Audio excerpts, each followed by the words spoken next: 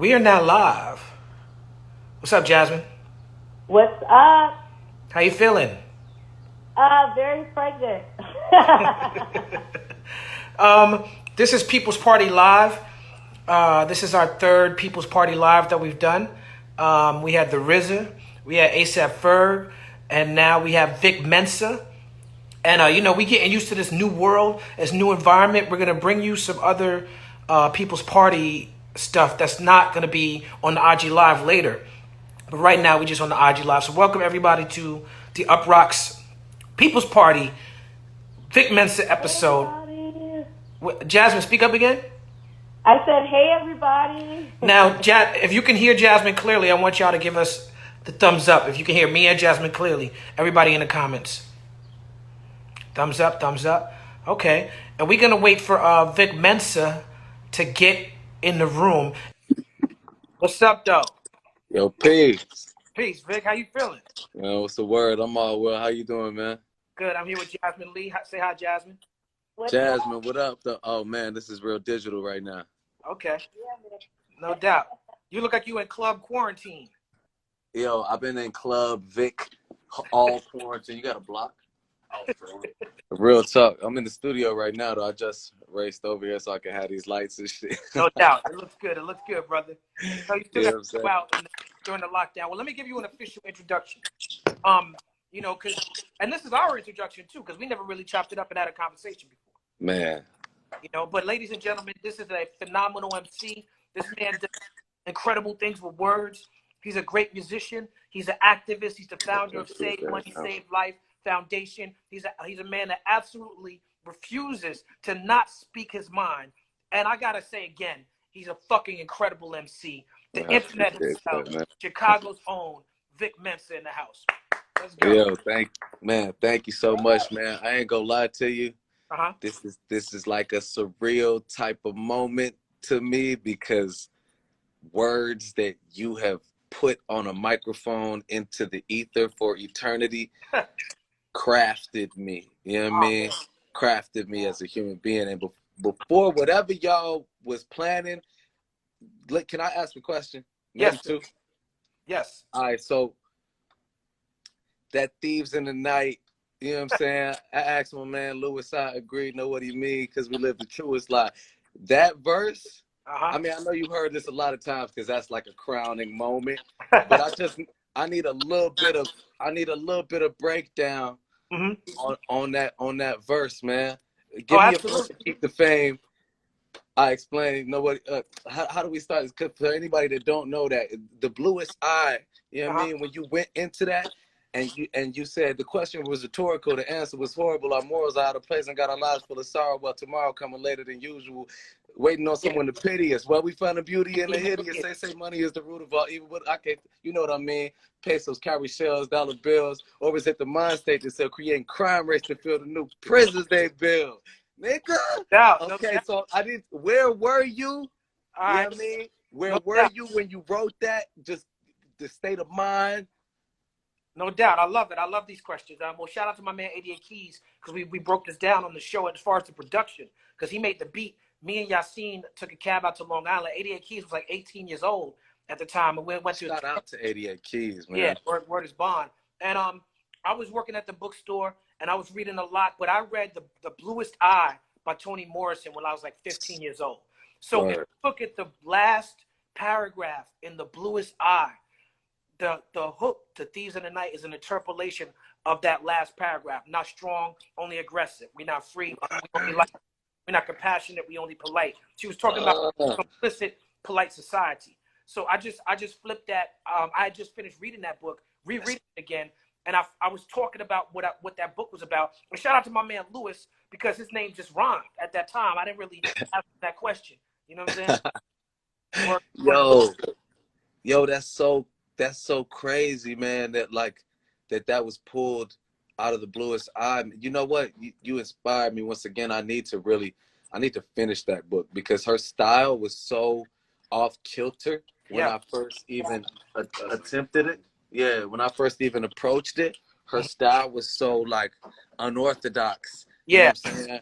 That it was like it, and I was always more maybe into prose, You know what I'm saying? Like Yeah. straightforward, that her style was difficult for me to get into, but like that's so, you know what's so brilliant about that shit, man, is like I mean hip hop it's our literature in so many ways, you know what I'm saying? And being a 12-year-old kid and like on the train in my headphones listening to that, and then putting those pieces together next with the bluest eye, like it taught me, you know what I mean? It educated me through culture, and just like something that on its base level was just fresh to me because I just love hip hop. And I'm like, this is like peak level lyricism, but then it takes you past that and it puts you in tune with you know, with our predecessors That's and right. our forefathers and mothers, you know what I mean, as black poets and intellectuals and thinkers. And it's like that whole approach to hip hop just like that molded me, you know what I'm saying? No doubt. I love it, man. And it's like you started when you was very young. You started as a teenager. Like I've heard some of your bars from when you was a teenager. Oh man. First started it. So with the Bluest Eye, I read it as a teenager, but then I reread it when I became, you know, like into my 20s. Because what you're saying is right about Toni Morrison's style. If you don't have a certain amount of life experience, it's hard to really capture everything that she's trying to bring to the table. But I think that you have always approached this music and what you do very honestly. One thing that you and I both share is that we both use our actual birth, born, given names as our rap name. What made you decide to do that? Man, you know what I'm saying? I think that it worked better than the other names I was trying to think about, you know what I mean?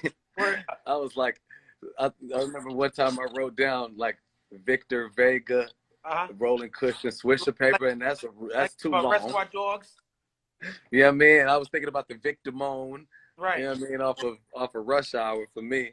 And and you know, my given name, it had the like, you know, the IQ shit, but really I'm Ghanaian, you know what I'm saying? So I definitely think the fact that I wanted to maintain that sense of like Africanism in it as well was influential to me, because you know my pops is from Ghana, and an entire side of my family lives in Ghana. You know what I mean? So it's definitely important to me to keep that as a part of my brand and my ethos. No doubt. My DJ Spentelec, his pops is from Ghana as well, and so he goes into imitating his pops, and it sounds like the beginning of Denton when your pops is talking to you about man going to too much. But you have a lot of similarities to Barack Obama. You know, you have an African father, a white American mother. You was raised in Chicago. Obama often was criticized by our community for not being black enough or not paying attention to black issues in the community. And he would always say, well, you know, I'm the president of America. I'm not the president of Black America. Being someone from Chicago who shares some similarities from him, what do you think about how he represented for black people in America? I have very many criticisms with Barack Obama. Mm-hmm. I think before even stepping into those criticisms, though, that Barack Obama's greatest gift to us was his existence, and is his existence, is the fact that a man that looks like us can hold and held the most powerful position in the world, arguably. Obviously, we know presidents are really just a puppet, and it's a figurehead for a machine that is going to work how it's been designed to work, and that's systematically destroy us. You know what I'm saying? But I feel like that's what Barack Obama gave to us as a whole. I personally, you know, I'm radical, man. So I couldn't subscribe to his lack of radicalism. You know what I'm saying? And how he would dance around things for maybe like respectability's sake, like the respectability politics. It doesn't sit well with me, just because it's like, you know, it's niggas' real lives on the line, and I think that it's important for us to name what it is that we're fighting against. Like, I was with my sister Monet at Shout out a to Aja Monet. That's such a shout out. powerful individual. Monet is one of the most influential people in my life. But you know, I was with Aja. She did an ill poetry festival called the Maroon Festival out in Florida, in Miami. And she had Intozaki Shange and like some other just brilliant legends in the building. And they were talking to us about, you know, creating the verbiage of our movement and naming our movement basically. And I felt like Barack Obama, he was always dancing around it as opposed to naming things for what they really were. And I took issues with, like, I mean, Barack deported more people in his time than many other presidents, you know. Drone strikes in Syria and in Iraq, like, I can't get with that. And although I understand that the office of president obviously is supposed to be like an overarching, it's a broad office. Yeah, the job of the U.S. president is to be an imperialist. For sure. Yeah. And whether or not you wanna admit it, it's also to carry on white supremacy. Yeah. You know what I mean? America is white supremacy. And last but not least, Chicago suffered and continues to suffer, but suffered greatly, you know, during Obama's presidency. And we didn't see, you know, the change. And he's not the president of Chicago, but the fact that, you know, I know trap houses that was on his block, like not far away, you know what I mean, on the corner where niggas is pimping, and, you know what I mean, hoes is on the strip, hoes is on the stroll, and we not seeing that influx of resources that I feel like we should have, to us as being a microcosm for the Black community in general. You know what I mean? I didn't feel like he really repped us, man, but he could play basketball though. Go ahead, yeah. I feel like I hear you guys on your criticism of Obama. Speak up and speak into the microphone. I said I hear you guys on your criticism of Obama, but I feel like him just being the first Black president is inspirational enough, because there's so many children that now feel like, oh, I can do it because I saw somebody that looks like me in that. Exactly. And I also, Obama has been speaking up a lot on everything that's going now. So how do you feel like he's been doing since he's been out of presidency? I just like Obama. I like Obama for his optic, man. I like Obama for he's cool. He's definitely the coolest president, you know what I mean, that ever happened. He's on the jet skis. And I still think when Obama speaks, he doesn't keep it a buck. He doesn't keep it a stack. You know what I mean? He doesn't come out and say the difficult things to say. He doesn't take tough positions. And I feel like once you're not in office anymore, or you're on your second term, like, come on, man. You know what I mean? Let's take difficult stands. You know what I'm saying? Like, let's take difficult positions. And he did great things. And as I said, to me, just him existing, that kids can look and be like, Black president. Yeah, I think we all agree as Black people on that. You know, it's just, especially for the impact that he had on my children, on my family. But you know, I think I agree with both points. I agree. I think you made that point earlier when you first started. You gave that caveat. You was like, okay, I like the way that he makes Black people feel, but I still have my criticisms. And you know, I think I'm with that. But I'm glad you brought up Chicago, because Chicago is used as a political football. Chicago is often weaponized against the Black community. Now, people don't know that Chicago was founded by a Black man, you know, a Haitian man, Dusable. But what's interesting to me, when I went to Chicago and visited the Sears Tower for the first time, and I went up to the top of the Sears Tower, they got some like plaques, and they celebrating the legacy of John Dillinger, and they celebrating Capone up in the Sears Tower. So when I'm seeing gangster shit celebrated in the Sears Tower on a corporate level, it's frustrating to me that people weaponize Chicago and the gang situation that poor Black and brown people are going through now in Chicago, when it used to be celebrated, when these white gangsters in Chicago got celebrated. Can you speak to me about how Chicago is weaponized like that, and maybe break down some of the how the gang shit breaks down? You know, it's a brilliant diversion. And this concept of revisionist history is what allows an empire like America to keep its subjects docile and not cognizant of the historical factors that created the turmoil. And when you look at even the gang street situation in Chicago, you got one of the most segregated cities in the nation by design, where redlining, as it did in many other places, systematically kept blacks from moving into other communities, houses being firebombed when they go up north, northwest side. So they keep you in this hood that's sectioned off literally by the E-way. You know what I'm saying? They keep you in these hoods, and then they introduce the projects and stack poor people on top of each other who all lack resources, who all lack health care, who all are scratching and struggling to survive. I mean, Hov said it well when he said you put crabs in a barrel to ensure your survival, you're going to end up pulling down niggas that look just like you. But Right. they understand that. So they put us all in one place. They send us off to Vietnam, you know what I mean, to fight their war. Niggas get hooked on dope. The Contras come through. They introduce cocaine and crack into the community. Shit goes haywire. Then they create a war on drugs. And as if they didn't start the drug problem in a lot of ways, Right. use that to lock up generations of fathers, then tear down the projects and send these toxic people that they've created, you know what I mean, to be toxic, send them into rivaling neighborhoods, you know what I mean? So now you got wars that ain't never ended that started when the projects was torn down. Then you take the heads of the organizations.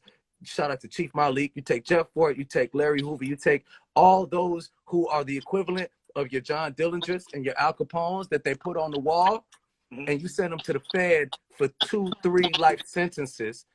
So there's zero organization and there's no hierarchy in the streets, and you're left with a bunch of reckless, renegade young men that have never seen anything but violence, that have been fed and taught violence because it's the American way. And it's a great snapshot for the media to use to point to the criminality of black people. But you know, I think that it's completely invalid when you look at the fact that it was created by design. Like this cycle of violence is just carried on from the dawn of America. You know what I mean? Word is bond. Word is bond. When I started my career, when I first would visit Chicago, I got into, you know, I'm happy that I get welcomed into the community in Chicago. Shout out to Fred Hampton Jr., shout out to Aaron Patterson and people that I've been with in Chicago. When I first started my career on the hip hop side, for me as an outsider, it was like certain eras. It was like Twister, then it was like Common, All Natural. Shout out to All Natural. Then for me, it went from like Twister, Common, All Natural to Kanye and Lupe Fiasco. Then it was like you had this drill movement, and then you had you had Chance the Rapper, Vic Mensa, people like that. Can you break down the evolution of Chicago hip hop for us, and where's that now? Yeah, man, Chicago hip hop is ill, you know, because being that we never had the industry platform of Los Angeles or New York, you know, we've had these different styles that have emerged and been, you know, born out of the reality of the city of Chicago. And people like Common is definitely East Coast influenced. And you know what I'm saying? As Common was doing that on the South Side, Twister and Crucial Conflict and Do or Die was all on the West Side with this whole off-kilter, super fast, sometimes melodic flow. There was just something completely otherworldly. But I think Common is the root, to me, of the Chicago hip hop that really like birthed Kanye, that birthed me, that birthed Chance, Lupe, you know? Yeah. Because when you get into that space, you get into that time of Lupe and Kanye, I mean, that gave us this completely like intellectual, fashion forward, high art, but still street conscious level of hip hop, which, you know, which ties in to Talib Kweli, which ties into Black Star, You know what I mean? Because it was backpacked, but it was so respected and it was fresh, you know. So you also at the same time, though, like you said, you got this drill movement that exploded and just made the world face things it was afraid of. You know what I mean? And these are people that it's like that I knew because they lived across the street down the block. But the first time I saw King Louis videos, I was scared. I was like, damn, these Right. niggas outside for I'm not walking down that block, you know, because it was so honest. It was so Right. real. And I think that having that melting pot and so many different styles like that has just made Chicago has made Chicago a forefront of culture. You know what I'm saying? And obviously Kanye's influence can't be understated because Kanye really was the one that showed us how to merge those worlds. Kanye showed us how to merge the lyricism and the education of Black Star and the hip hop of Black Star with like the opulence of Jay-Z. You know what I mean? Right. Kanye goes and he grabs up some of the young chop sauce. You know what I mean? And shows you how to make that shit hard too. You know what I mean? I think, yeah, Chicago, man, shit, Chicago running shit. Yeah, shout out to Common and shout out to Kanye. And everybody knows my position on Kanye's political positions, and we don't have to get into that on this particular program. But I will have to say, donate a lot of money to the family. He did. Jazz, make sure you speak into the microphone because I can't really hear you. I said he did just donate a lot of money to these families. Let's not forget that. Yeah. He also just became a billionaire this year. So, $2 million. You know what I'm saying? He owe that $2 million. But shout out to Tef Poe. I seen Tef Poe in the real. I'd like to thank you, Vic Mensa, for getting at academics in the way that you got at academics. Speaking of real in Chicago, because you compare what he does as a journalist to fan fiction. And the reason why I do this People's Party show is because I feel like there's too many people like that in our culture who interview people who don't really have the best interest of the culture in mind. And, you know, I appreciate you doing that. Do you feel like the term culture vulture as a First thing that came to my mind. What'd you say? I said that's the first thing that came to my mind. Oh, yeah. As a mixed race person, do you feel like the term culture vulture is a race-based term? Because I feel like somebody like that dude is a culture vulture and he's not a white person.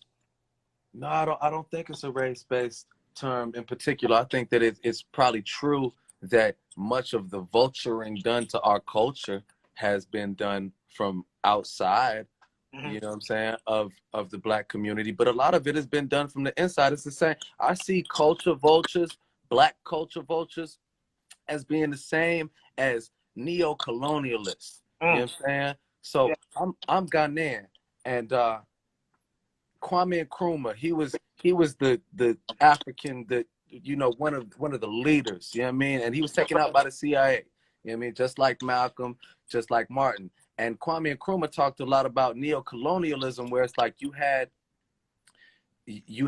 this British Empire come and colonize. Then you had niggas whose minds were so colonized that they carrying on the colonialism. And that's the same way that I see these culture vulture interviews and radio DJ personalities who are Black, you know what I mean, that carry on the cannibalism of our culture. And, you know, my situation with that particular individual was really very personal because, you know, I really lost brothers to this violence and had it made into a joke. You know, a kid I knew since I was 5 years old. I went to karate with him, you know what I mean? And we went different ways. And I pretty much found out that he died because I saw him on said YouTube channel, and it was a joke. It was being made a joke. And I think that, you know, bigger than my own personal gripe, I just feel like, you know, those of us like with a voice, with a platform of any sort, like we have to hold accountable the people in power, in the culture, in the community, to not be the oppressor. And when they turn into the oppressor, Aja told me something really ill one time. She said, be careful of how you allow others to make jokes about your family or something like that. You know what I mean? Jokes about your community, jokes about your culture. It's like, you got to peep that, man. You got to really peep that, because I feel like it's our duty to not let everything slide so it don't just get normalized. All right, cool. We back. All right. I Got was it. asking about Kids These Days. Talk to me about like how that group disbanded. Yeah, man. You know what's crazy? I actually met you. I met you at South by Southwest, Okay. backstage at a concert when I was with Kids These Days. I think we was like opening. You had a band, if I remember correctly, Whiskey Boys. and you had some ill leather pants on. Yeah, that's tracks. You know what I'm saying? Yeah. And man, that was dope. Yeah, Kids These Days was cool, man. It was like, yeah, when I was in high school, you know, I had really just started recording, and one of my closest friends, go by the name of Nico Segal. He plays trumpet. He Shout out played to trumpet. Nico. Yeah, he played trumpet in the band, and he's just like a musical genius. You know what I'm saying? And a jazz, just like aficionado. And so him and a bunch of cats he was playing jazz with were looking to start a band, and you know they wanted me to rap in it. You know what I'm saying? So we just started doing that, man, and it was like, it was something new. You know what I'm saying? I've always been a huge Roots fan, though. Yeah. You know what I'm saying? So definitely was like heavily inspired by the Roots on that, but it was also like a mixture of like rock and roll and funk, and you know what I mean, we playing James Brown records and Sly and the Family Stone. You know what I'm saying? Like, and you know, playing D'Angelo records and interpolating shit, and really we was just having a good time. I mean, it was just too big of a band with no like leader to last. It was like started as like an 8-person band, and it was like, it was our thing. It was like, we ain't got no leader, but then everybody's like, well, Vic's the one rapping, so maybe he's the leader. So you know, there were clashes around that, and in general, bands, you know, bands is hard to groups, bands, you know Especially what I mean? eight members. And everybody's Groups and talented, bands. everybody's visionary. Word. You know, but it's like musically though, I really I think Kids These Days did a lot to influence like the trajectory of certain parts of Chicago hip hop and music, because it introduced this very musical element that was also very popular. You know what I'm saying? And it taught us how to build a fan base. It taught us how to sell out big venues, grassroots. You know what I mean? Hustling tickets and hustling flyers, Lollapalooza, and just like how to pack that out when you 18 or 17 years old by being on the ground hustling. You know what I'm saying? And it brought a lot of musicality to the scene that I think is definitely remembered in Chicago. No doubt. You and Chance have a wonderful, wonderful musical relationship. Y'all sound very good together. He's a very special artist. Talk to me about how you feel like you and Chance the rapper connect musically. Word. Yeah, man. You know, growing up, like we met surrounding music. We met when we were like 14, and I was doing a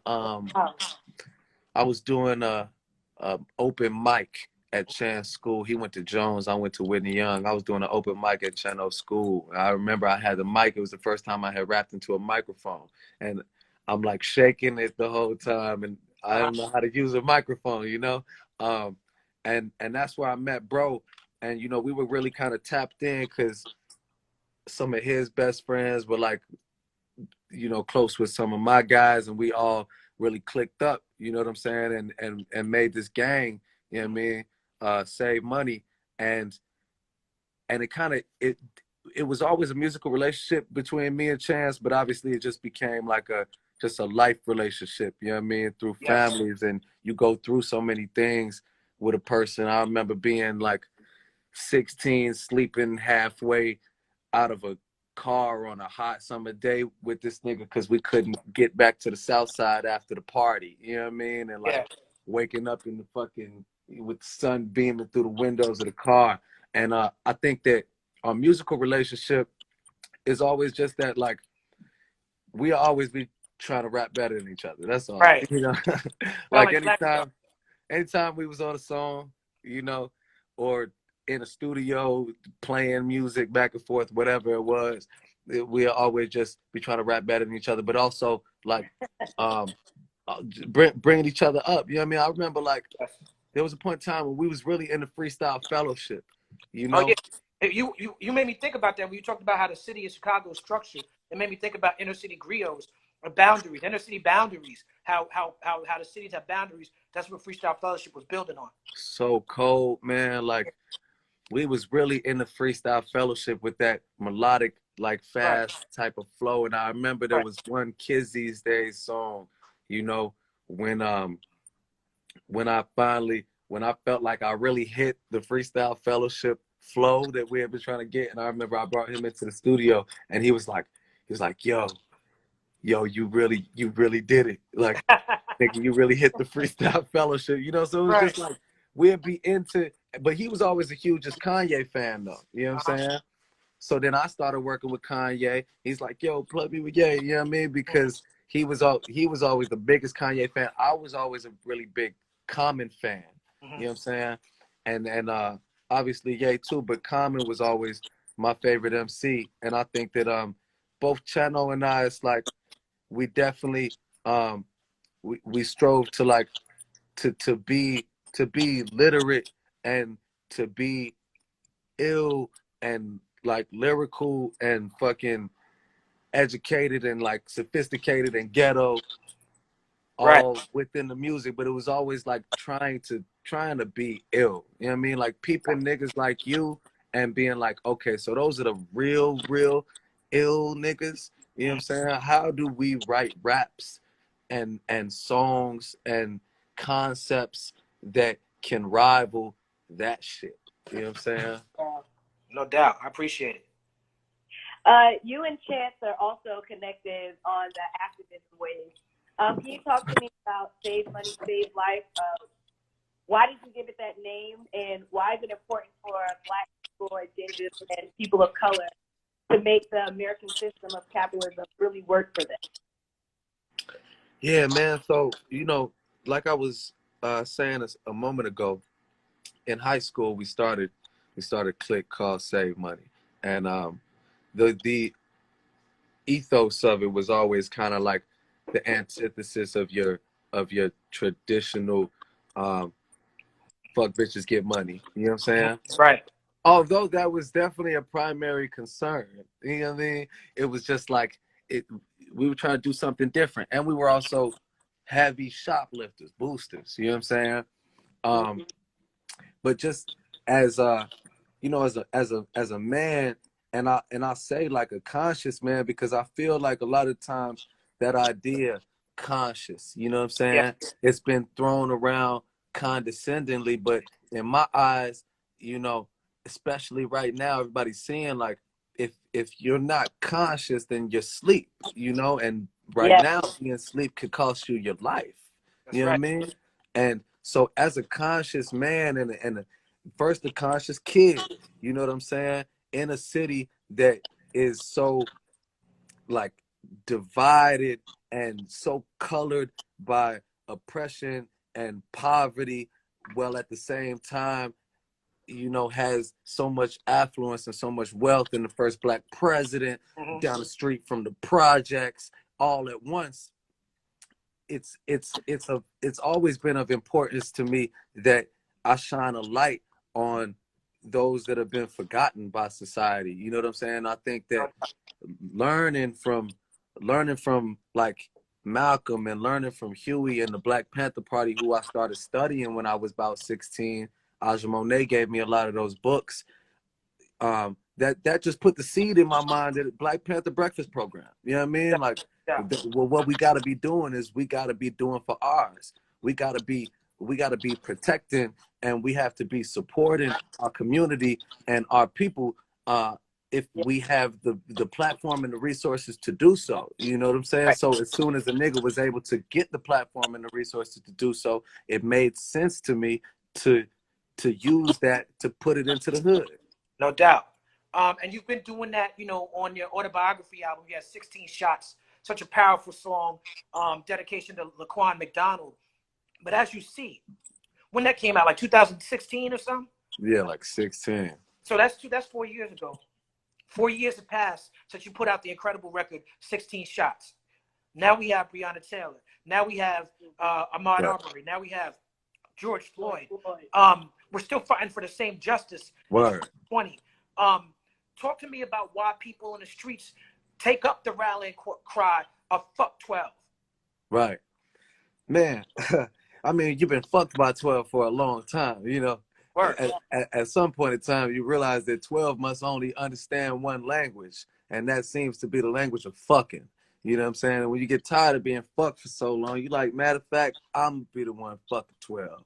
You know, and it could get fatiguing when you see a new name every day. You know, you got a new rallying cry every week because another person has been killed by the police.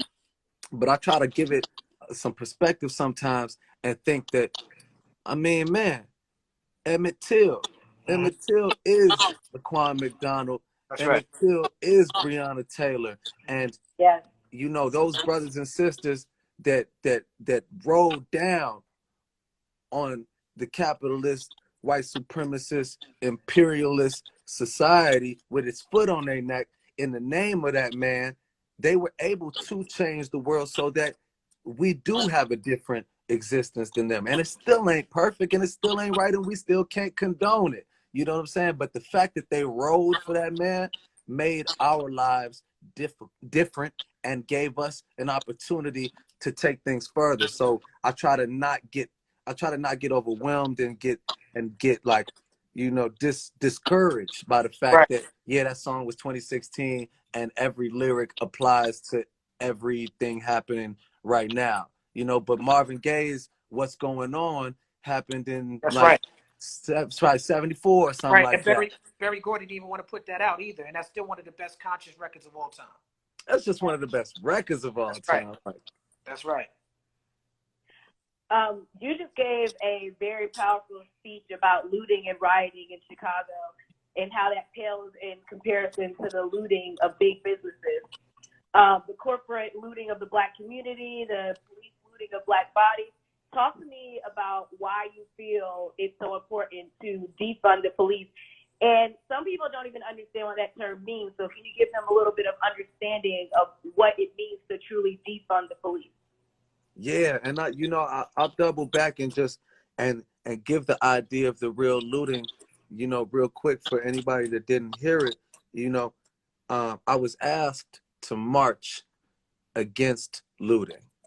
And I told them, if we're not marching for an end to subjection to police brutality and generational poverty, then I can't take a single step, because America is the ultimate looter. America looted this land from the Native Americans. America looted Africans to build on top of the land that they looted from Native Americans. No doubt. You know what I'm saying? And so when we talk about looting, that's another point where I'm saying they're making a diversion. You know what I'm saying? Looting is just a language of the frustrated and hungry. And you got to look at the reasons why we're frustrated and hungry, and been frustrated and hungry as long as we've been in this nation. And you address those things and we'll be addressing the looting. Wait, what was the question again? just you answer. You doing it? You ain't on it, but I say, what is the importance? Defunding the police. Tell me why you and to explain to people what exactly that means, because there's a lot of people that are confused as to what that term means. Right.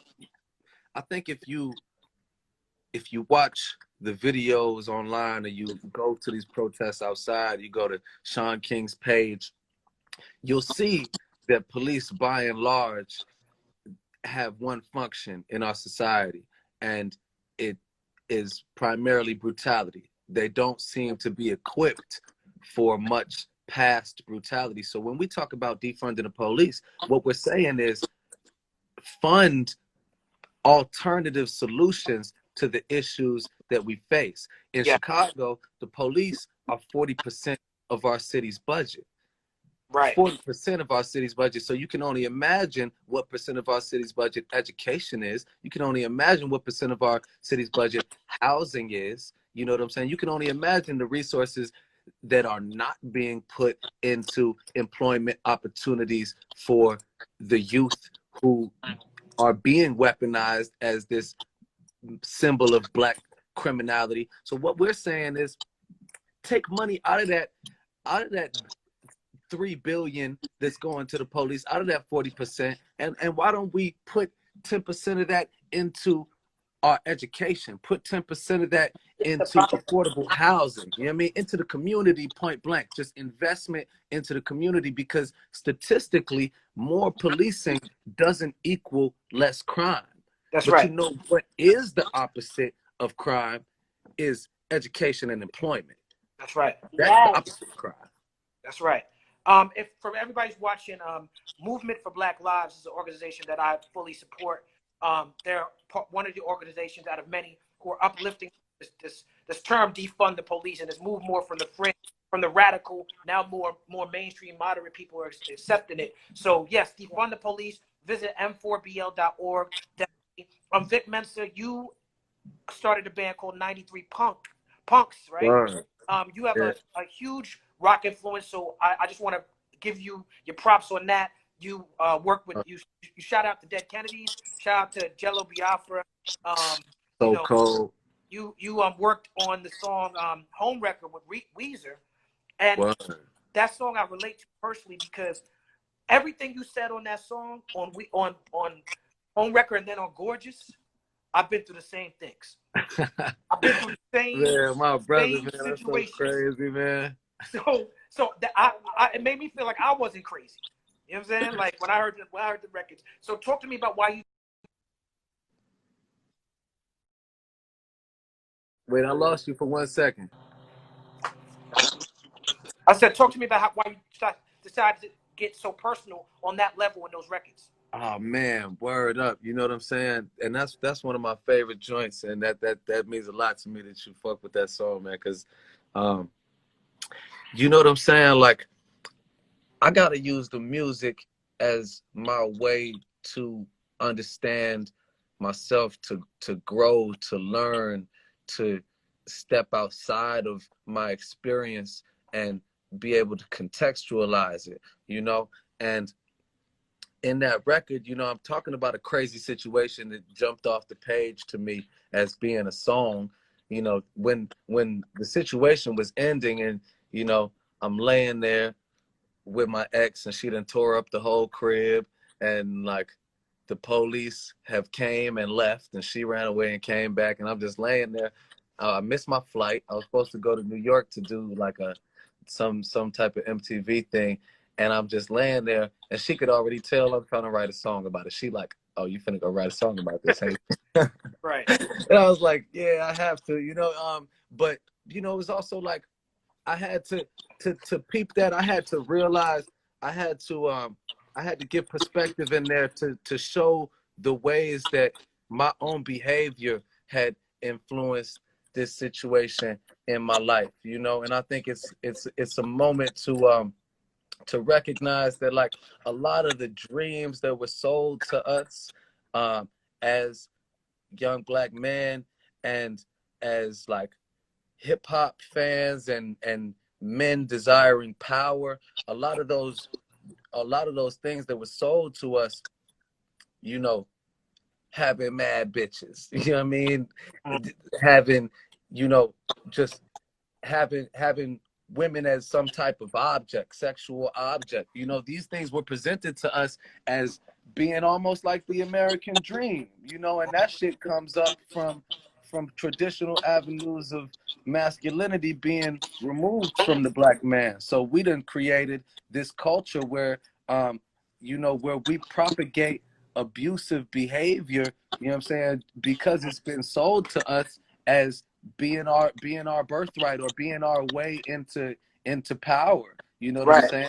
And in that song, I had to realize that, you know, me running around and getting on and being a rapper and doing what I was doing and lying the whole time about it, it created this situation for me. That's why I'm like, and that's my fault. I made mistakes, B. You know what I mean? I knew you was crazy, but not this crazy. And I Yeah, made that it hurts happen. my I should have known better. Who'd have ever thought you'd be the wifey and the home wrecker? Because you think you can have your cake and eat it too. You know what I'm saying? You think you watch the music videos, you like, man, these rappers, they don't seem to run out of beautiful women. You know what I'm saying? And it was just like I had to just take accountability. You know what I'm saying? Which is something that just as men can be difficult because a lot of times, like I said, you know, you're conditioned into not really realizing that the way you moving ain't on your dean, that it Yeah, ain't right. You know what I yeah, mean? yeah, no doubt. You rap about attempted suicide and taking pills. How do you stay mentally healthy in an era where people are isolated and racism is right in our faces? What Right. advice do you give to people maybe having any suicidal thoughts during this time? Yeah, man. I mean, suicidal thoughts, particularly during this time, I will say that somebody said something that was important to me the other day, and it was early in the morning, and I was experiencing like a lot of depression, and I just felt like glued to the bed. And my homegirl Londi, who I run my organization with, you know, she called me and she was like, "Man, what's up?" I was like, "Man, I don't know. I can't really move." You know, she was like, "What's going on?" I was like, "I feel powerless," you know. And she was like, "Man, get up, because you sitting in that dejected, you know, powerless state um, is dangerous, not only to you but also to your people right now." You know what I'm saying? And I think that although this can be emotionally taxing on us, that we got to remember that um, that everyone matters right now. You know what I'm saying? Everybody, and I'm not talking about all lives matter, but it's like all hands on deck. You know what I mean? Like we need you. You know what I mean? If you going through it right now, like try to think bigger than yourself. And I know that can be difficult. You know what I'm saying? But it motivated me. It made me get my ass up because I'm like, man, you know what? I'm tweaking. You know what I mean? Like Right. I can't be sitting in this right now. And it's like also I had to realize yesterday that I have to take care of myself in this moment. And I spent maybe the last 2 weeks. I spent the last 2 weeks like reading everything, peeping every protest, going to most of them, having every conversation about this shit. And I wasn't fully focused on, you know, myself and focused on my goals and the things that will make me feel good about myself. It's like you gotta, in the words of Cat Williams, you got to stay focused on your star player right now too. You know what I'm saying? Yeah. Because you know good to us if you burn out because you're too caught up in what's happening. Yes, no doubt. When I went to Ferguson, one of the things I noticed was the solidarity that the Palestinian community showed with the Word. people in Ferguson. And I've had my trials and tribulations. I've been banned from shows in Germany, of all places, as if Germany is the bastion of Moral standing. you know what I'm saying? But I've been banned from shows in Germany for supporting BDS and for supporting a liberation of Palestine. You very courageously went with the Dream Defenders, that's my family, and other people to Palestine. And I want to read something that you said, that you wrote in Time Magazine about your trip to Palestine. Yes, And sir. Palestinians, what they go through dealing with the Israeli occupation. And you wrote, for once in my life, I didn't feel like the nigger. As I sat comfortably at a coffee shop, gawking at a group of Israeli soldiers harassing a Palestinian teenager, it was clear who was the nigger. My American passport, ironically, had awarded me a higher position in the social hierarchy of Jerusalem than it did in my own hometown of Chicago. As insensitive as it sounds, it was almost a feeling of relief to be out of oppression's crosshairs for a moment, albeit a very short one. Talk to me about why you felt like it was important to go to Palestine, especially since at that moment in your career, you were blowing up. You signed to the Rock, all these things are happening, and that could be very taboo, associating yourself with a Palestinian liberation movement. Yeah, man, Aja, you know, Aja and Ferrari Shepherd. Shout out to Ferrari too, man. Aja Yeah, had Ferrari been, Shepherd, good dude. You name it, all the good Chicago people. yeah, super dope. You know, Aja had been telling me for a long time, you know, Palestine is the site of, you know, one of our time's greatest human rights violations. You know what I'm saying? And she had this delegation. She had this delegation going to Palestine, and it just happened to come at a time when it was like, you know, my album was coming out in a week, or it just came out, you know, that week. And man, I was called to go. And I think that on a larger level, it's like we need allies and we need be allies. You know what I'm saying? Because please believe if they come for you in the night, they're gonna come for me in the morning. You know what I'm saying? And Palestine BDS that you mentioned, you know, I think is interesting because you know what BDS is? Defund the police. That's exactly what it is. And for those Right. that don't know, BDS is boycott, divest, and sanction. And that is the Palestinian campaign to, you know what I'm saying, to limit their oppression by Israel, because Israel uses that $3 trillion that we send them for show to keep their foot on the Palestinians' neck. So when they say boycott, divest, and sanction, that's like when we say defund the police and change the laws surrounding policing and protest them. You know what I'm saying? It's the exact same concept. And I feel like that we have to be, you know, we got to be in support of our allies. Like I started a program in Chicago that we're doing right now called Street Medics, where we train people in the hood to be first responders, because the ambulances don't come to our communities, whether it's Brooklyn or whether it's Bronzeville. You know, it's Right. like that.